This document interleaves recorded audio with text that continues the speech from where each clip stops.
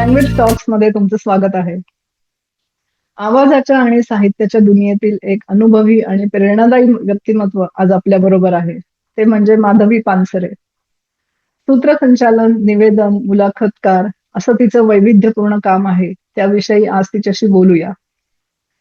आकाशवाणी पुणे आणि दूरदर्शन पुणे केंद्राची अनुभवी निवेदक, पुणे फेस्टिवलच्या मिसेस पुणे 2024 सौंदर्य स्पर्धेची अंतिम विजेती, तसंच इंग्लंडमध्ये भारतीय संस्कृती, हिंदू धर्म आणि योगशास्त्राचा प्रभावी प्रचार करणाऱ्या माधवी हिनं विविध क्षेत्रात उल्लेखनीय कामगिरी केलेली आहे. ब्रिटिश शिक्षण पद्धतीचा अभ्यास, स्टॅनफर्ड इथे यशस्वी भारतीय ब्युटी थेरपिस्ट म्हणून काम आणि योग प्रशिक्षिका म्हणून दिलेलं योगदान यामुळे तिचा प्रवास अधिक समृद्ध झाला आहे. तिच्या या प्रवासाविषयी आज आपण तिच्याशी बोलूया. माधवी, लँग्वेज टॉक्स मध्ये तुझं स्वागत आहे. धन्यवाद ललिताताई. लँग्वेज टॉक्सच्या सगळ्या प्रेक्षकांना माधवी पानसरेचा सस्नेह नमस्कार. माधवी, या क्षेत्रात काम करायचं हे तू कधी ठरवलंस आणि प्रवास कसा सुरू झाला ते आम्हाला सांग ना. खरं तर अगदी असं ठरवून या क्षेत्रात मी आले असं नाही, पण अगदी लहानपणापासूनच मला लोकांशी संवाद साधण्याची खूप आवड होती. एकत्र कुटुंब पद्धती होती आणि त्यामुळे आमच्याकडे सण समारंभ सगळे अगदी मोठ्या थाटात साजरे व्हायचे. सगळ्यांची गेट टुगेदर्स असायची आणि गेट टुगेदर्स म्हटलं की एक कोणीतरी एंटरटेनर लागतो ना आपल्याला. तर तसं झालं की मग माधवी ह्याची नक्कल कर किंवा एखादा किस्सा सांग, असं काही काही सुरू व्हायचं. आणि मला ते करताना खूप आनंद वाटायचा, कारण की सगळेजणांच्या मध्ये असं आपल्याला मस्त काहीतरी करून दाखवायची संधी मिळते आहे. तर ती मी कधी सोडली नाही. शाळा कॉलेजमध्ये वक्तृत्व स्पर्धांमध्ये भाग घेत गेले. पण तेव्हा या क्षेत्रात आपण आपलं करिअर पुढे होईल असं खरं तर मला काही वाटलं नव्हतं. तो योग आला SNDT कॉलेजमध्ये. मी आजीवन संगीत विभागामध्ये सुगम संगीताचा 4 वर्षाचा डिप्लोमा करायला ऍडमिशन घेतली आणि क्लास सुरू झाला, कॉलेज सुरू झालं आणि संगीताचंच कॉलेज म्हटल्यानंतर तिथे सारखे आमचे गाण्याचे प्रोग्राम्स, सभागायन, समाजगायन, काही वर्कशॉप असं असायचं. तर या सगळ्या वेळेला सूत्रसंचालनाची जबाबदारी मी अगदी आनंदाने घेतली. कॉलेजनेही माझ्यावरती विश्वास ठेवला. जसजसे कार्यक्रम होत गेले तसतसा तो विश्वास त्यांचा दृढ झाला. अशातच कॉलेजमध्ये, SNDT कॉलेजमध्ये आमचं गॅदरिंग होतं. तर त्यावेळेला अतिशय सुप्रसिद्ध असे गायक, संगीतकार श्रीधरजी फडके यांना प्रमुख पाहुणे म्हणून आमंत्रित केलं होतं. तर आमच्या प्राचार्यांनी मला बोलवलं आणि सांगितलं की यांची मुलाखत तुम्हाला घ्यायची आहे.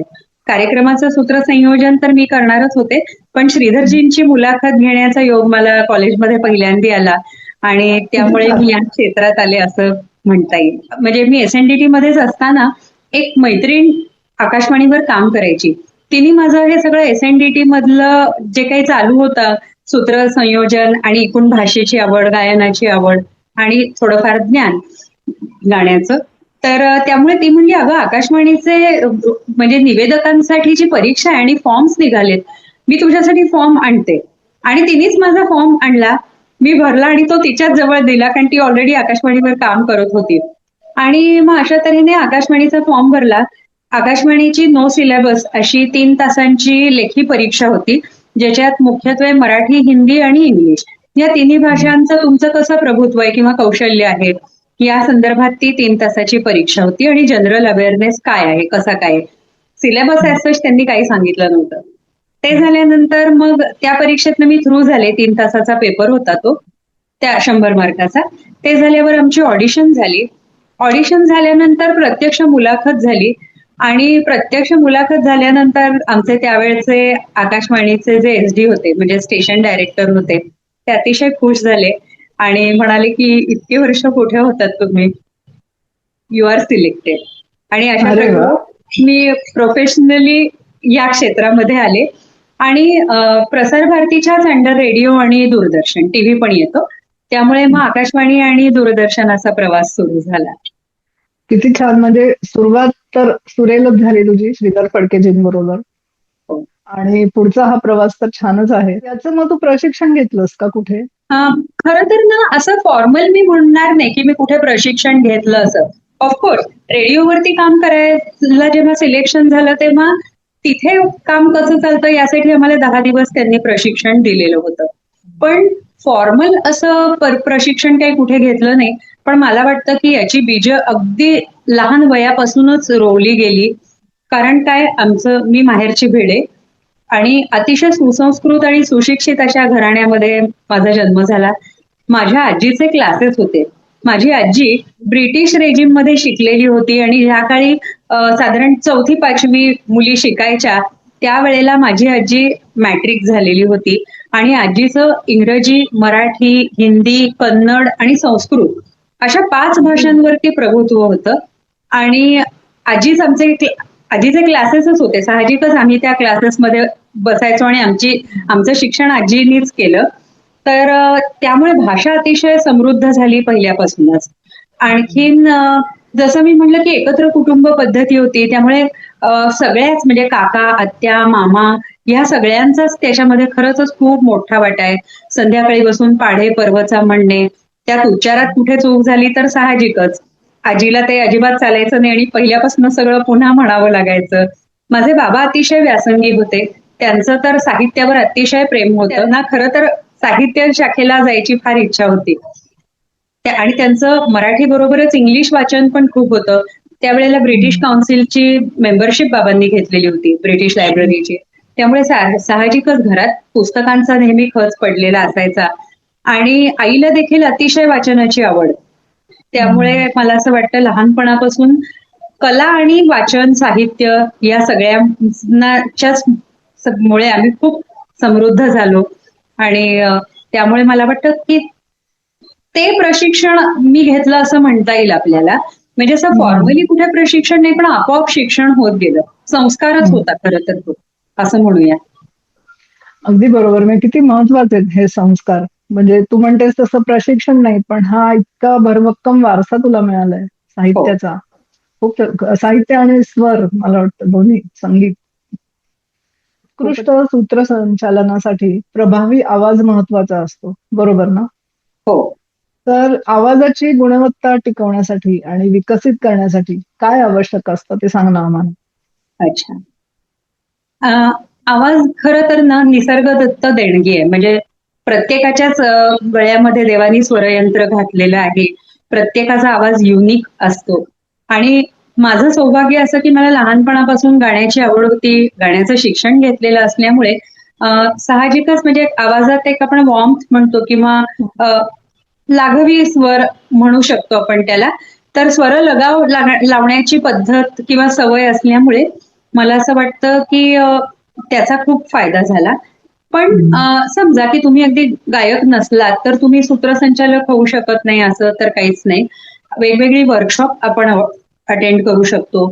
SNDT मध्ये पण ती संधी आम्हाला खूप मिळाली, कारण तिथे गाण्याचंच शिक्षण असल्यामुळे वेगवेगळे वर्कशॉप्स व्हायचे, ज्याच्यामध्ये आम्हाला स्वर कसे लावायचे हे शिकवलं जायचं, की रियाज कसा करायचा हे शिकवलं जायचं. अतिशय मोठमोठे मान्यवर असे वक्ते यायचे, ज्यांची लेक्चर्स आम्हाला ऐकायला मिळाली.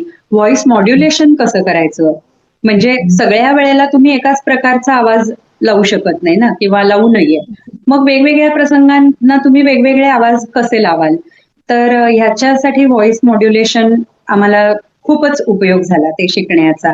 व्हॉइस कल्चर हा पण एक प्रकार असतो, की ज्यांचा आवाज तितकासा गायनानुकूल नाहीये, मग पण त्यांना गाण्याची आवड आहे किंवा बोलण्याची आवड आहे. तर मग त्यांनी काय करायचं, तर त्यांनी व्हॉइस कल्चरचे क्लासेस जरूर करावेत. म्हणजे त्यांना योग्य ते प्रशिक्षण मिळेल आणि त्याचा निश्चित त्यांना फायदा होईल, त्यांना जर या क्षेत्रात यायचं असेल तर. बरोबर. व्हॉइस मॉड्युलेशनचा उल्लेख केलास तर आम्हाला एखादं उदाहरण सांग. अच्छा. समजा की मी एखादा छान कार्यक्रम करते, म्हणजे आकाशवाणीचं मी उदाहरण देते, की समजा मी RD बर्मन वरती प्रोग्राम करते. एक कलाकार नावाचा एक प्रोग्राम असतो दररोज. तर तो मी प्रोग्राम करते. पण दुर्दैवाने त्याच वेळेला काहीतरी नॅशनल कलॅमिटी आली आणि तुम्हाला सूचना आली निवेदकाला की आत्ताचा प्रोग्राम आपल्याला इथे थांबवावा लागणार आहे, कारण काहीतरी XYZ ठिकाणी युद्ध सुरू झालेलं आहे आणि आता आपल्याला ते सुरू झालेलं आहे युद्ध, हे लोकांपर्यंत ही बातमी द्यायची आहे, की सावधानतेचा इशारा द्यायचा आहे. तर आधी मी समजा की आर डी बर्मन म्हणजे एक संगीतातलं एक इतकं मोठं नाव आहे आणि नुसतं आर डी बर्मन म्हटलं कीच आपल्या अंगात चैतन्य येतं आणि चुरा लिया है तुमने जो दिल को हे गाणं आपल्याला आठवतं. असा माझा आविर्भाव आहे आता समजा बोलण्याचा. आणि सडनली मला जायचंय आता ह्या युद्धाच्या बातमीवरती. तर मग मला आवाजात व्हॉइस मॉड्युलेशन करावंच लागणार आहे. तर मी म्हणणार, श्रोते हो, आपण ऐकत होतात आर डी बर्मन यांच्यावरचा कार्यक्रम. परंतु आताच हाती आलेल्या बातमीनुसार आपल्या शेजारील राष्ट्राने आपल्यावरती युद्धाची घोषणा जाहीर केलेली आहे. त्या संदर्भात ऐकूयात एक निवेदन. असं मला चेंज करावं लागतं माझं. तर हे व्हॉइस मॉड्युलेशन आहे की मग आवाजात धीर गंभीरता आणावी लागते. आधीचा आपला सगळा मूड आपल्याला सोडून द्यावा लागतो तिथे. माधवी, प्रभावी संवादात उच्चार, शब्दफेक, विराम आणि स्वर यांचा खूप मोठा वाटा असतो, बरोबर ना? हो. याबाबत ना मी एक तुकोबांच्या श्लोकाचा किंवा तुकोबांच्या अभंगाचा आधार घेईन. तुकाराम महाराजांनी अनेक शतकांपूर्वी सांगून ठेवलेलं आहे, तासावा शब्द, घासावा शब्द, तोलावा शब्द बोलण्यापूर्वी. वा. हे सगळं जर आपण लक्षात ठेवलं तर आता आपण जे 4 तुम्ही आस्पेक्ट सांगितलेत तर त्याचं मला वाटतं मी थोडंसं स्पष्टीकरण देऊ शकेन. उच्चारासंदर्भात मी असं म्हणेन की एकतर कुठलाही शब्द उच्चारण्यापूर्वी आपल्याला स्वतःला पूर्णपणे आत्मविश्वास पाहिजे की आपण कुठल्या विषयावरती कुठल्या ऑडियन्ससाठी बोलतो आहे, त्यांची साधारणपणे बौद्धिक उंची काय आहे, कोणासमोर आपण बोलतोय, कुठल्या प्रसंगी बोलतोय, आणि उच्चार जे आपले असतील ते अतिशय शुद्ध आणि स्पष्ट हवे. आकाशवाणीवरती तर प्रमाण जी आपली भाषा असते तीच आपल्याला वापरावी लागते. म्हणजे आता भाषेमध्ये आपल्या अनेक डायलेक्ट्स असतात. आपण म्हणतो दर 10 कोसांवरती भाषा बदलते, त्याप्रमाणे भाषेचा लहेजा बदलतो. पण जेव्हा आपण आकाशवाणीवरनं बोलत असू किंवा टीव्हीवरनं बोलत असू त्यावेळेला आपण प्रमाण भाषाच वापरली पाहिजे. व्याकरण आपलं अतिशय व्यवस्थित असलं पाहिजे. म्हणजे बोलण्यामध्ये आपण पुल्लिंगी शब्द वापरतोय का आपण स्त्रीलिंगी शब्द वापरतोय त्यानुसार आपलं क्रियापद असायला पाहिजे. तर त्यामुळे आपले उच्चार आणि आपलं व्याकरण हे अतिशय स्पष्ट पाहिजे. म्हणजे चमच्यातला च वेगळा आणि चंद्रातला च तोही वेगळा आणि चमकीतला च किंवा चमचमणारा हा च वेगळा. की त्याचप्रमाणे जचा पण उच्चार आहे. जगातला पण ज असतो, पण जहाजातला ज असतो, जनाबाईतला पण तो ज असतो. हे जे उच्चार आहेत हे आपले क्लिअर पाहिजेत. आणि मुख्य म्हणजे जेव्हा गातो आपण म्हणजे तर त्यावेळेला हिंदीचे उच्चार हे हिंदीच ऍक्सेंटनी झाले पाहिजेत. बरेच वेळा असं होऊ शकतं की समजा मराठी गायक किंवा गायिका असेल तर त्यांचं हिंदी गाणं थोडंसं मराठी वळणाने जातंय असं आपल्याला वाटतं. पण याबाबत आपण लताबाईंची किंवा आशाताईंचीच गाणी ऐकली पाहिजेत. कारण की त्या कशा अनेक भाषातली गाणी गायच्या पण जणू काही त्याच भाषिक आहेत की काय असं आपल्याला वाटावं इतकं त्यांचं त्या भाषेचं घोटवून घेतलेले असायचे त्यांनी शब्द स्वतःच्या तोंडामध्ये. तर मला असं वाटतं की उच्चारणाबाबत तर आपण गायनाच्या बाबतीत तर त्या आपल्या जगद्गुरूच आहेत असं मी म्हणते त्या दोघी भगिनी. आणि बाकी तर आपण व्याकरण दृष्ट्या नीट म्हणजे स्पष्ट बोललं पाहिजे, वाणी स्वच्छ पाहिजे आणि व्याकरण दृष्ट्या पण आपण बरोबर करेक्ट बोललं पाहिजे. हे उच्चारणाबाबत मी सांगू शकेन. आणि स्वर म्हणाल तर नेहमीच आपला बोलण्याचा स्वर हा किंवा टोन आपण ज्याला म्हणू तो अर्जवीचा असला पाहिजे ना. दुसऱ्याला रिस्पेक्ट देऊनच आपण बोललं पाहिजे. अनेक वेळेला आपण बघतो टीव्हीवरती संसदेचं कामकाज आपण बघतो, कसा गदारोळ आहे तोही बघतो, तो आपल्याला खूपच खटकतो. तर दुसऱ्यांशी किमान रिस्पेक्टनी वागणं हे का म्हणजे असू नये असं मला वाटतं. याबाबत मी इंग्लंडमध्ये राहिले होते आणि त्याचा मला खरंच खूप उपयोग झाला. अगदी छोटी छोटी मुलं सुद्धा ना इतकी तिथे वेल मॅनर्ड असतात कारण त्यांना तसं नर्सरीपासून सुद्धा शिकवलं जातं की समोरच्या माणसाचं बोलणं संपूर्ण झाल्याशिवाय आपण बोलायचं नाही. दुसऱ्याला बोलू द्या, तुमची टर्न येईपर्यंत थांबा आणि दुसऱ्याचा रिस्पेक्ट ठेवा. काही वेळा आपलं दुसऱ्यापेक्षा मत वेगळं असू शकतं, का नसेल, पण ते सांगण्याची जी काही पद्धत आहे आपली ती शिष्टाचाराला पाळून आपण बोललं पाहिजे असं मला वाटतं. आणि विराम जर म्हणाल तर मग मला अनेक गाणी अशी आठवत आहेत, म्हणजे गुलजारजींचे शब्द अनेक गाण्यातले, आंधीची मी उदाहरण देईन, की किती सुंदर ती गाणी, की इतकी वर्ष आज झाली, इतकी दशकं झाली त्या चित्रपटाला, पण आज देखील आपल्याला ती का भावतात? कारण गुलजारजींचे शब्द, त्यातला सायलेन्स सुद्धा बोलतो, म्हणजे त्यातले जे विराम आहेत ना त्याला सुद्धा किती अर्थ आहे, बरोबर. हो की नाही? आणि खरंय. हे जास्त करून आता मला म्हणजे जास्त कधी जाणवायला लागलं, की जेव्हा तर डॉक्टर मृदुला दाढे यांची जेव्हा मी व्याख्यानं ऐकते, तेव्हा त्या गाण्यांचा तर जास्ती आपल्याला अभ्यास होतो. आणि तेव्हा या गोष्टी आपल्याला लक्षात येतात, की संगीतकारांनी दिलेल्या संगीतामध्ये जिथे पॉझेस आहेत, जिथे विराम आहे, ते का आहेत, त्यांना किती मोठा अर्थ दडलेला आहे त्याच्यामध्ये. तर आपण सुद्धा आपल्या भाषणांमध्ये किंवा आपल्या संवादांमध्ये असे विराम अनेक वेळेला वापरतो ना. माधवी, तू वेगवेगळ्या कार्यक्रमांचं संचालन करतेस. तर अर्थात प्रत्येक कार्यक्रम दुसऱ्या कार्यक्रमापेक्षा वेगळा असतो. तर मग या सगळ्याचं तुझं संशोधन काही करत असशील ना तू, किंवा ते काय कसं करतेस ते सांग ना मला. अच्छा. म्हणजे मला एक कधीही साचेबंद राहायला आवडत नाही, आणि सूत्रसंचालन हे असं क्षेत्र आहे की ज्याच्यात आपण वेगवेगळ्या विषयांमधल्या तज्ज्ञांना भेटतो. दरवेळेला तज्ज्ञच असायला पाहिजेत असंही नाही, वेगवेगळ्या क्षेत्रामध्ये मुसाफिरी करणाऱ्या खरं तर लोकांना भेटतो. तर त्यामुळे त्या लोकांना भेटणे ही माझ्यासाठी एक खूप आनंददायी गोष्ट असते. तर मग त्या व्यक्तीची जर आपल्याला मुलाखत घ्यायची असेल तर नॅचरली त्या व्यक्तीला जर प्रत्यक्ष भेटणं शक्य असेल, तिच्याशी आधी बोलणं शक्य असेल, तर मी निश्चितच तो संवाद साधायचा प्रयत्न करते. आणि जर प्रत्यक्ष भेटणं शक्य असेल तर फारच छान. पण समजा काही वेळेला आता आम्हाला मी जगदीश खेडूळकरांवरती एक कार्यक्रम केला होता रेडिओवरती.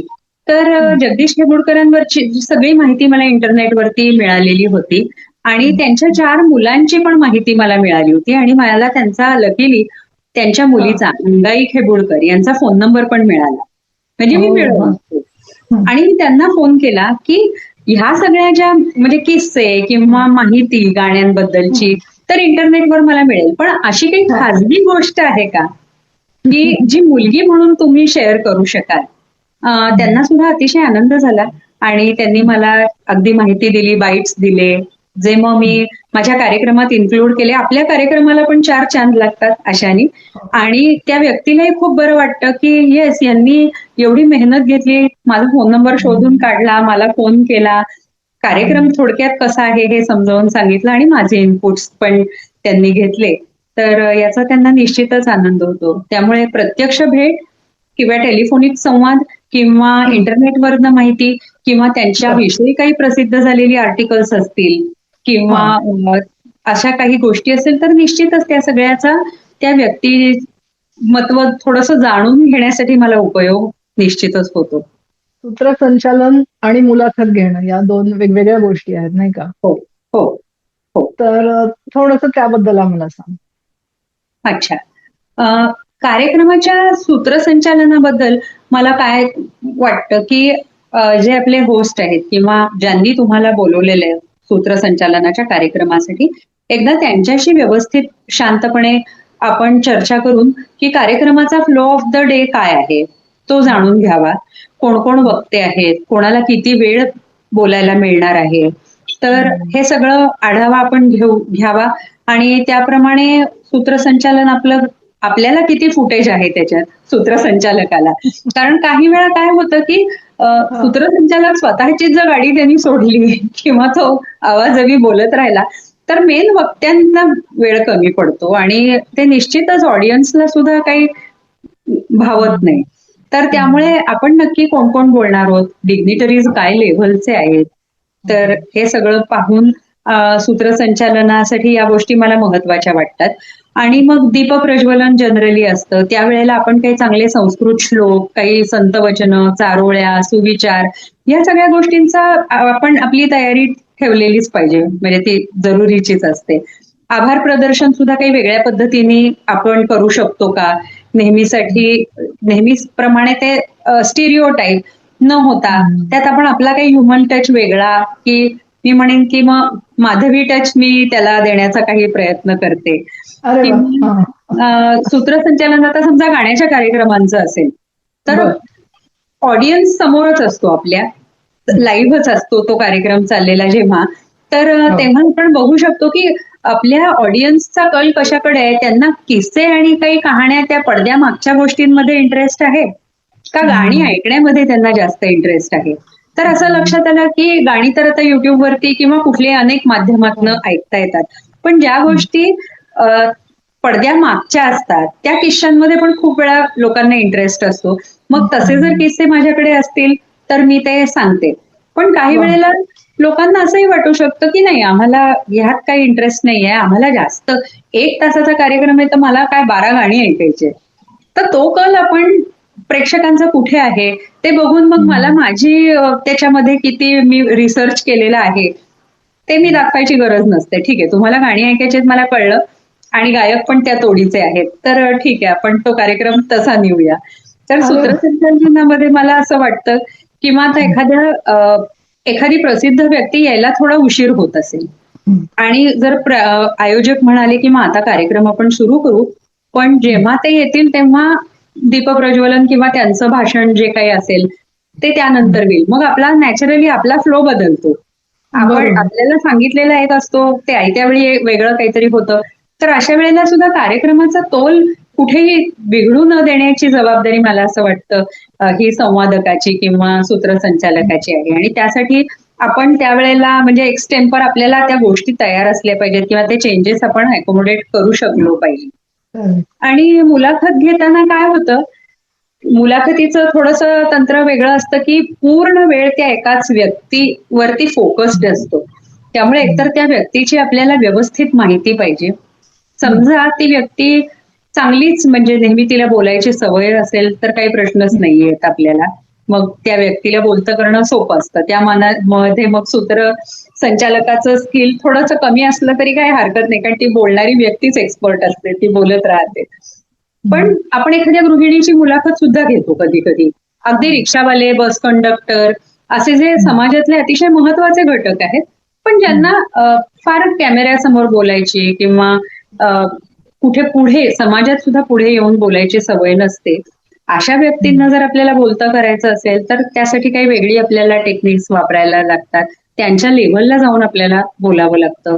किंवा काही वेळेला ज्याला फार सवय नसते या सगळ्या माध्यमांची, तो ट्रॅक सोडून पण जाऊ शकतो. तर त्याला त्यावेळेला ट्रॅकवरती आणावं लागतं आपल्याला की आपला विषयाचा काय आहे, आणि तेही थोडंसं खुबीने आणायला लागतं. म्हणजे त्याची लिंक तुटता कामा नये की त्याला ज्या विषयावर खरं तर बोलायचं आहे मनमोकळेपणाने, पण आता तो फोरम नाहीये हे त्याला थोडंसं सांगावं लागतं आपल्याला समजावून. तर मला असं वाटतं सूत्रसंचालन आणि मुलाखत यामध्ये असा थोडासा फरक आहे. फरक आहे. ओके. त्यात पण लाईव्ह मुलाखत आणि आकाशवाणीची मुलाखत ह्या पण एक बर. वेगवेगळ्याच आणखीन गोष्टी आहेत. थेट कार्यक्रम आणि ध्वनिमुद्रित कार्यक्रम याच्यात जो फरक आहेच, तर मग याच्यात कोणती वेगळी कौशल्य तू वापरतेस? अच्छा. आकाशवाणीचं आता आमचं जे प्रसारण असतं ना, ते लाईव्हच असतं, जे रोज आपण ऐकतो. त्यात काही कार्यक्रम रेकॉर्डेड असतात, काही कार्यक्रम लाईव्ह असतात. किंवा आता म्हणजे बाकीचे पण आपण समाजात समजा सांस्कृतिक कार्यक्रम काही असतील ते तर लाईव्हच असतात. तर त्यावेळेला काय होतं की आपल्याला प्रेक्षकांचा रिस्पॉन्स कसा आहे तो लगेचच समजत असतो. तर त्याप्रमाणे आपण आपल्या ह्याच्यात अल्टरेशन्स करू शकतो. पण जर एखादा शब्द फंबल झाला किंवा काय चुकला तर तिथे क्षमा नाहीये, कारण ते लाईव्ह आहे, लाईव्ह टेलिकास्ट आहे किंवा लाईव्ह आपण बोलतो आहे कोणाशी तरी. पण हाच जर आता आपण रेकॉर्डेड कार्यक्रम असला तर निश्चितपणे आपल्याला याचा खूपच फायदा आहे की आपल्याला एखाद्या वेळेला खूप छान काही विचार त्यावेळेला सुचत नाहीये, पण त्यानंतर सुचलाय तर मग आपण एडिटिंग ची सोय आपल्याला निश्चितच खूपच लाभदायी ठरते की आपण आपल्याला नंतर सुविचार, काही गाणी, काहीही आपण त्याच्यामध्ये ऍडिशन्स करू शकतो. बरोबर. त्या डिजिटल युगात कृत्रिम बुद्धिमत्ता आणि तंत्रज्ञान यामुळे कंटेंट निर्मितीची पद्धत बदलली आहे. तर या बदलांकडे तू कशी बघतेस? बदल, कुठल्याही प्रकारचा बदल हा आपण खरं तर चांगल्या प्रकारे ऍक्सेप्ट करायला पाहिजे, कारण की त्याला इलाज काही नाहीच आहे. आणि बदल होत आहेत ते चांगल्याच गोष्टीसाठी आहेत. म्हणजे टेक्नॉलॉजीमुळे आज खरंच सगळी कामं इतकी सोपी झालेली आहेत, सगळी इन्फॉर्मेशन फिंगर टिप्स वरती आहेत. पूर्वी म्हणजे जेव्हा इंटरनेट नव्हतं तेव्हा एक एक गाण्यासाठी आपल्याला पुस्तक उघडायला लागत होतं, माहिती शोधायला लागत होती. काही किस्से वगैरे असतील तर ते पण आपल्याला पुस्तकं वाचून शोधून काढावे लागत बरोबर. होते. म्हणजे ते खूप टाइम कन्झ्युमिंग होत होत्या त्या सगळ्या गोष्टी. करेक्ट. हो. तर आता तर काय, आपण चॅट जीपीटीला किंवा गुगलला काहीही विचारलं की अक्षरशः क्षणार्धामध्ये ती माहिती आपल्याला मिळते आणि आपला खूपच वेळ वाचतो. आणि त्यामुळे बरोबर. नॅचरली आपल्याला जास्त प्रोग्राम्स करायला मिळतात, कारण की हम्म. आपला वेळ, आपली एनर्जी सगळंच हम्म. वाचतोय. सो हा निश्चितच टेक्नॉलॉजीला तर माझा सलामच आहे. तो माणसाला रिप्लेस करू शकेल का? तर तो नाही करू शकणार. कारण काय, हम्म. की शेवटी कुठल्याही गोष्टीला ह्युमन टच जो असतो, म्हणजे हम्म. अगदी लहानपणापासून मी जे म्हणते की मी सूत्रसंचालन ऐकणे हा माझा हम्म. छंद होता. सुधीर हो. गाडगीळ, मंगला खाडिलकर, हरीश भीमाणी अशा हम्म. लोकांना ऐकणं, किंवा अमीन सयानी, दिनाका अरे वा. मित्तल, हो. हे असं ऐकणं हा किती मोठा आपल्याला आनंद होता. बरोबर. अमुक एखादं वाक्य ऐकलं की आपल्याला, आपण माहिती जरी नसेल की कोण व्यक्ती हम्म. बोलतेय, तरी सुद्धा हम्म. आपल्याला समजतच ना ते. हा जो ह्युमन टच आहे, किंवा एखादं गाणं लागलं तर आपल्याला काही, म्हणजे हे लताताई बाईंनी म्हटलंय का आशाताईंनी हम्म. म्हटलंय, हे आपल्याला लगेच कळतं का पद्मजा खेणाणींचा हा आवाज आहे. हे हम्म. आता एक तर कान पण छान तयार झालेत असं आपण तयार म्हणूया, आहे. सगळ्यांचेच. बरोबर. इतका त्या हम्म. स्वरांनी आपल्या मनावर आणि कानावरती गारूड केलेलं आहे. तर अगदी तसंच बरोबर. हरीश भीमाणींचा सुद्धा युनिक होता आवाज, म्हणजे जो गद्य हो. आवाज होता. हो. पद्यात तर खूप सोपं असतं हम्म. ओळखणं हा कोणाचा आवाज आहे. पण हम्म. गद्यामध्ये सुद्धा ज्यांच्या आवाजाने आपल्या मनावरती गारूड केलं, अशा ह्या काही व्यक्ती आहेत. आता सध्याच्या युगात म्हणायचं झालं तर धनश्री लेले, डॉक्टर धनश्री हो. लेलेंचं अप्रतिम बरोबर. असतात व्याख्यानं, किंवा मृदुला खरंच. दाढेंची पण मगाशी मी म्हंटल, किंवा हो. अगदी सुलेखा तळवलकरांच्या मुलाखती घेण्याची पद्धत, विक्रम गोखलेंची हो. मुलाखत घेण्याची पद्धत. हम्म. तर हे कोणी, म्हणजे एआय हे करू शकत नाही ना. तिथे तो ह्युमन टच आहे, तोच आपल्याला पाहिजे. लागतो. तर बरोबर. त्यामुळे मला असं वाटतं की एक साधी गोष्ट, म्हणजे उदाहरण द्यायचं तर आता रोटी मेकर आलेत, पण हो. आपण हाताने जी हो. पोळी लाटतो, घडीची जी पोळी आपली असते मस्त पापुदरेदार, ती पोळी आणि रोटी मेकरची पोळी खाताना आपल्याला फरक जाणवतो ना. जाणवत. बरोबर. तर मला असं वाटतं की एआय किंवा चॅट जीपीटीचा आपण आधार जरूर घ्यावा, म्हणजे त्यांनी हम्म. आपला खूपच वेळ वाचणार आहे.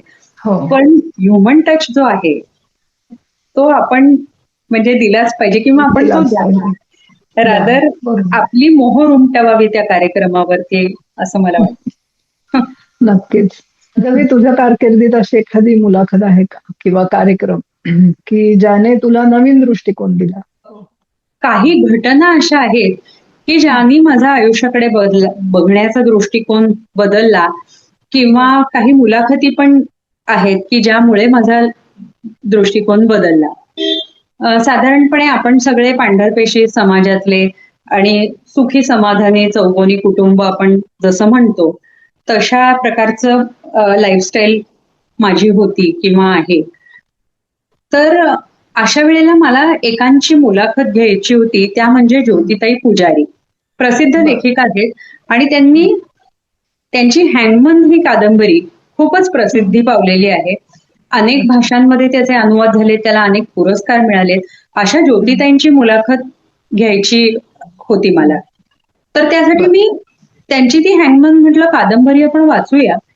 तर ती कशावरती आहे, तर फाशी देणारा जो असतो जल्लाद, त्याच्यावरती, त्याच्या जीवनावरती ती कादंबरी आहे.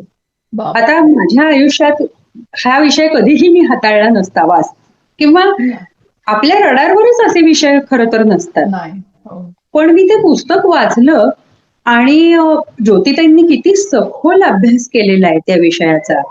प्रत्यक्ष तुरुंगात जाऊन, जेलरशी बोलून, प्रत्यक्ष ती फाशी देण्याची जागा त्यांनी बघितली, आणि फाशी कशी देतात ती पूर्ण प्रोसिजर त्या बघून आल्या एकट्या जाऊन.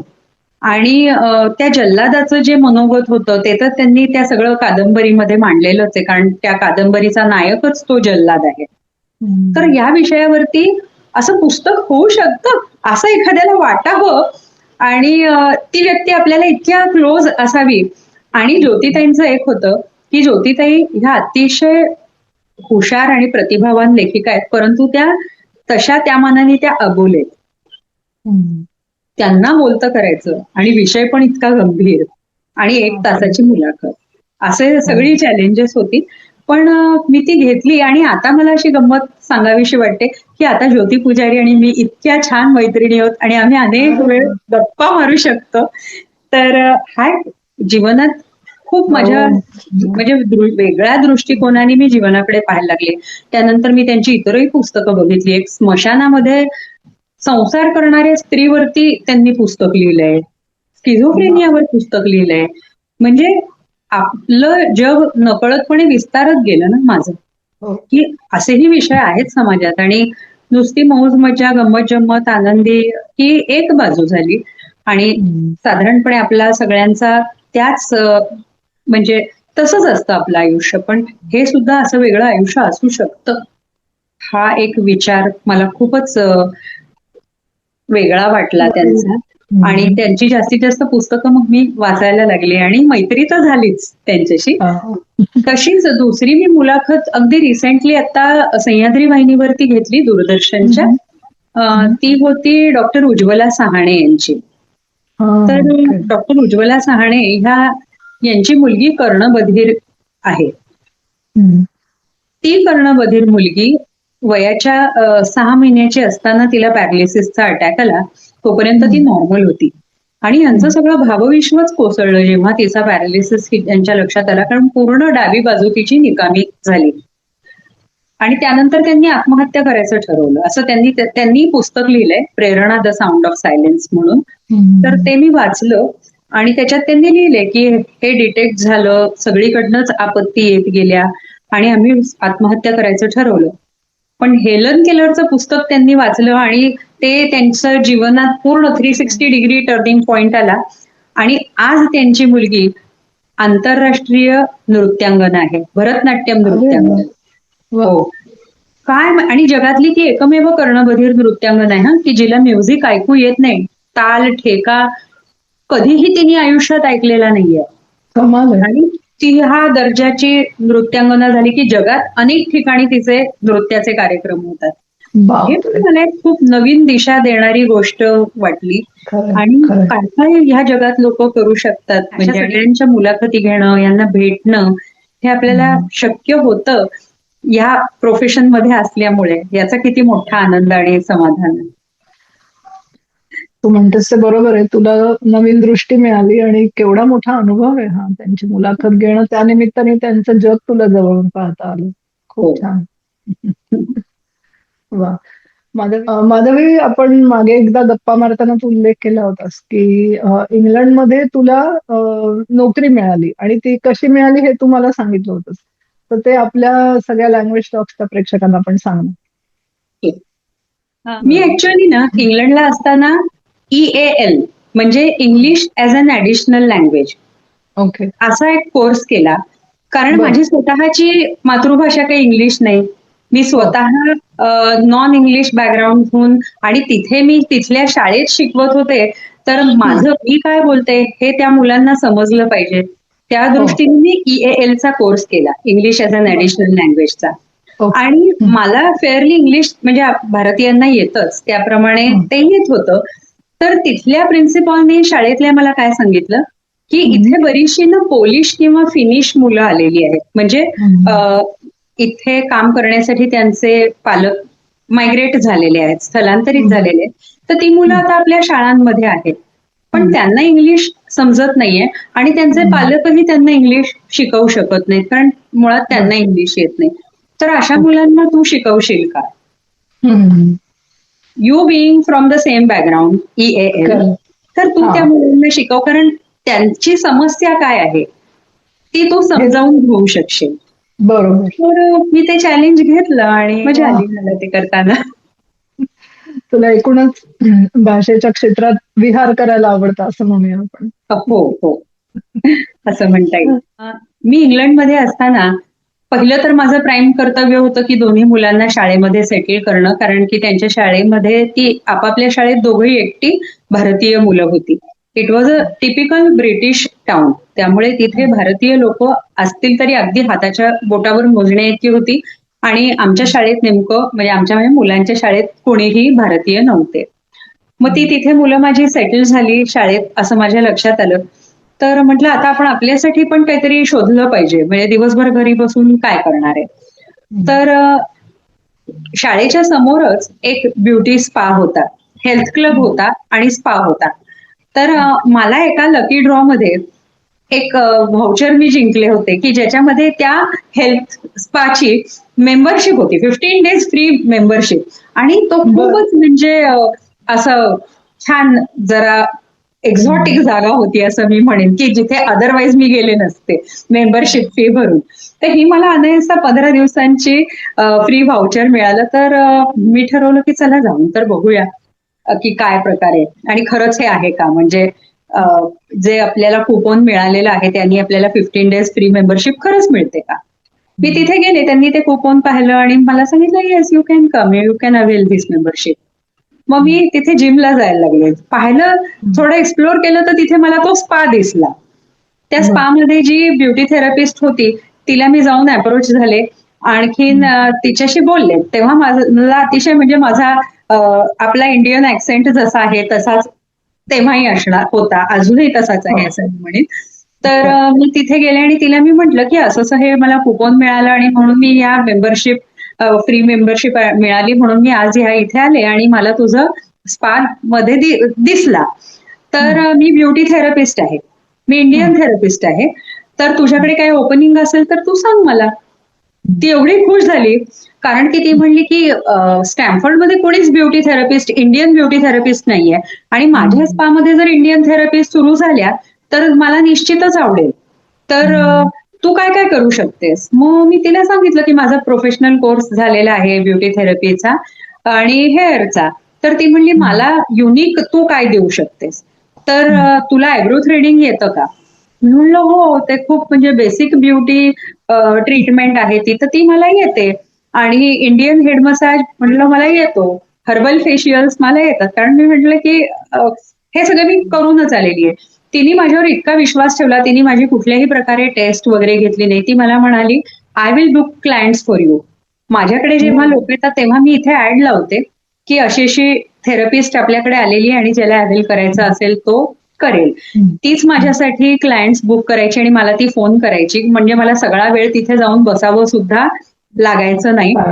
आणि माझे ट्रीटमेंट्स तिथे इतक्या पॉप्युलर झाल्या की आमच्या स्टॅमफर्डचं मॅगझिन असायचं दर महिन्याचं, स्टॅमफर्ड लिव्हिंग. स्टॅमफर्डमध्ये नवीन काय चालू आहे, म्हणजे नवीन काय ऑफर्स आहेत किंवा नवीन काय दुकानं निघाली आहेत, नवीन काय शाळा निघाल्या आहेत, याची जनरल स्टॅमफर्ड मधल्या लोकांना माहिती मिळावी या दृष्टीने ते स्टॅमफर्ड लिव्हिंग मासिक फ्री सर्क्युलेशनसाठी असायचं. त्याच्यात माझी मुलाखत आणि माझ्या विषयीची माहिती आणि मी काय करते हे पब्लिश झालं. आणि हा म्हणता मला खूपच छान रिस्पॉन्स तिथे मिळाला. म्हणजे मी एकटीच भारतीय पेरेंट असल्यामुळे मुलांना आणणे नेणे हे करत होते, कारण माझे मिस्टरांचं जॉबचे टायमिंग वेगवेगळे असायचे. कधी त्यांना जमायचं शाळेत सोडायला, पण आणायच्या वेळी तर मीच जायचे. तिथे गेलेले असताना सगळ्यांची ओळख, इंटरॅक्शन झाली आणि मग एकदा माझ्या साडीवरती त्यांना खूप कुतूहल वाटलं की कशी काय, म्हणजे साडी किंवा टिकली, मंगळसूत्र या गोष्टींबद्दल त्यांना खूप आकर्षण आणि वेगळं वाटलं. तर हे काय आहे वगैरे अशा उत्सुकतेपोटी त्यांनी गोष्टी विचारल्या. मी त्यांना ते एक्सप्लेन केलं. तर ते म्हणले हे तुम्ही सगळं मुलांना येऊन एक्सप्लेन कराल का, हे काय असतं, कारण त्यांच्याही मनात हे सगळं कुतूहल आहे. तर मी म्हणलं हो चालेल, मी येईन.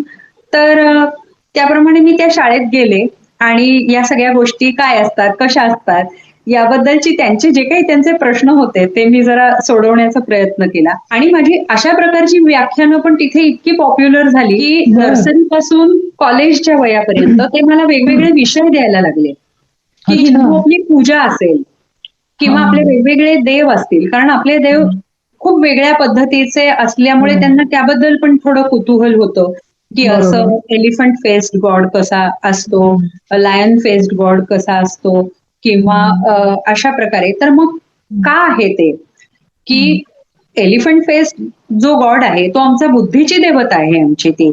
त्याचे सुपासारखे कान, किंवा त्याचं लंबोदर, किंवा हम्म. त्याचं जे कपाळ आहे, या हम्म. सगळ्याबद्दल म्हणजे आधी सुरुवातीला कॉलेजमधल्या विशेषतः विद्यार्थ्यांनी थोडं मॉक करायचा प्रयत्न केला. हम्म. पण मी या सगळ्या गोष्टी त्यांना समजावून सांगितल्या की ह्याच्यामध्ये मॉक करण्यासारखं काही नाहीये. त्या प्रत्येक गोष्टीला अर्थ कसा आहे, आणि कुठलीच हम्म. गोष्ट आमच्या धर्मामध्ये ही शास्त्राच्या आधाराशिवाय नाहीच आहे. हम्म. हे मी त्यांना अतिशय म्हणजे चांगल्या भाषेमध्ये पोलाइटली, पण विथ अफर्मेशन अँड हा. असर्शन समजावून सांगितलं. हम्म. आणि त्यामुळे मला अनेक ठिकाणी बोलावणी यायला लागली, प्रत्येक शाळांमध्ये आणि वेगवेगळ्या वयोगटांमुळे. आणि हम्म. नंतर पहिल्या दिवशी मी जेव्हा स्टॅमफर्डमध्ये गेले, तिथे मला कोणीही ओळखत नव्हतं. आणि काहीच दिवसात मी कुठेही रस्त्यामध्ये दिसले आणि मुलं दिसली त्या वयाची, की ती मला नमस्ते मिसेस पानसरे करायला लागली. हे मला अरे वा. खूप छान वाटायला लागलं, की ही एक स्वतःची ओळख आपण तिथे निर्माण करू शकलो हम्म. वेगळ्या पूर्णपणे प्रदेशात. तर हे देखील ह्या बरोबर. भाषेमुळेच मला असं वाटतं. म्हणजे ही भाषा मला येत होती इथे, जी हम्म. त्यांना म्हणजे माझा ऍक्सेंट त्यांना समजेल अशा प्रकारे मी बोलू शकत होते. म्हणूनच हे साध्य होऊ शकलं. ही किती मोठी हो, भाषेची मला नक्कीच. मदत झाली. नक्कीच. मुलाखतीच्या शेवटाकडे येताना मराठी, हिंदी, इंग्रजी या भाषा तर तुला अवगत आहेतच. पण या व्यतिरिक्त कोणत्या भाषा तुला आवडतात किंवा तुला शिकाव्याशा वाटतात? अच्छा. शिकावं तर खरं तर खूपच वाटतं, पण खरोखरच आपलं आयुष्य किती आणि आपण त्यात किती काय काय शिकू शकतो हा एक मोठा प्रश्न आहे. पण स्वतःच्या भाषेवरती प्रेम करणारे अ, असणाऱ्या सगळ्या व्यक्तीही मला खूप आवडतात, आणि सगळ्या भाषाही मला खूप आवडतात. कारण काय, मराठी ही तर आपली मातृभाषा आहे, संस्कृत ही तर आपण काय म्हणतो दैवी भाषा आहे, किंवा देवांची ती भाषा आहे. भाषा सुमुख्या मधुरा दिव्या गिरवाण भारती, अशी संस्कृतची ख्याती आहे. मला गाण्याची हौस आहे, आणि त्यामुळे अ, हिंदी तर माझी आवडती भाषाच आहे. आणि इंग्लिश ही जगाची भाषा आहे, त्याशिवाय हम्म. चालूच शकत नाही. त्यामुळे इंग्लिश या नाही. बेसिक तर ह्या सगळ्या भाषा. पण हम्म. जेव्हा सूत्रसंचालनाचे काही आपल्याला म्हणजे हम्म. ज्या ज्या ठिकाणी करायला लागतं, तर मध्ये मी हम्म. एका जर्मन मध्ये ज्यांनी पुस्तक लिहिलं होतं वेद जर्मन संस्कृतीचा, तर त्यावेळेला मी थोडीशी एखाद दोन वाक्य किंवा एखाद दोन शब्द जर्मन मधले शिकले. आणि अरे त्यासाठी वा. माझी हा. इन्स्पिरेशन होती ती म्हणजे आपले माननीय पंतप्रधान मोदीजी. ओ. ते जसं बर. जसं ज्या प्रांतामध्ये जातात त्या लोकांना आपलंसं करून घेण्यासाठी ते हम्म. तिथली लोकल भाषा वापरतात. आता त्यांना त्या काय बरोबर. सगळ्या भाषा अवगत असतात का? नाही, पण जितकं गरजेचं आहे हम्म. तितकं ते शिकून घेतात, आणि त्यामुळे ते लगेच कनेक्ट होतात तिथल्या लोकांशी. बरोबर. हो. प्रत्येकालाच ते आपले वाटतात. तर खरं. त्यामुळे मला असं वाटतं की ज्या वेळेला ज्या भाषेसाठी मी काम करत असेन, तर त्या हम्म. भाषेतलं थोडे बहुत शब्द, सगळं तर हम्म. काही येणं शक्य नाही, पण असे मी शिकायचा थोडा थोडा प्रयत्न करते, आणि मग मला मस्त मजा वाटते. आता बंगाली भाषेतही वेगळी मिठास आहे. आपला गुजरातचा हम्म. गरबा आपलं मन जिंकतो. वेगळंच. हो. तर पंजाबदा भांगडा, असा आपल्या स्वतःच्या देखील म्हणजे देशामध्ये हम्म. कितीतरी भाषेचं वैविध्य आहे. हो. आपली कोकणी हो. किती छान वाटते, कारण माझो लवतोय डावा डोळा, किंवा माझे राणी माझे मोगा, ही गाणी पण म्हणायला हम्म. सुद्धा किती छान वाटतात, आपल्याला छान कानाला वाटतं. ती हो. गोड वाटतात. त्यामुळे खरं तर सगळ्याच भाषांवरती प्रेम आहे. माझी दोन्ही मुलं फ्रेंच शिकलेली आहेत, आणि बर. 10वीच्या परीक्षेत ते दोघं आपापल्या वर्गात टॉप केलं होतं त्यांनी. अरे वा. आणि हं. जेव्हा मी इंग्लंडला राहत होते, तेव्हा आम्ही एकदा फ्रान्सला गेलेलो होतो. तर हं. तिथे हॉटेलमध्ये ऑर्डर द्यायची वेळ आली. हं. आता आम्हाला तर काही ते मेन्यू कार्ड वाचून काही ओचा ठो कळत नव्हतं की काय मागवायचं. त्यात आम्ही प्युअर व्हेजिटेरियन. तर हं. त्याच्यावरती फक्त असलेला लाल डॉट आणि हिरवा डॉट एवढाच आम्हाला सिम्बॉल समजत होता. पण इंग्लंडला आम्ही राहत होतो तेव्हा मुलं शाळेत जात होती, आणि त्यांना फ्रेंच भाषा इंट्रोड्यूस केलेली होती.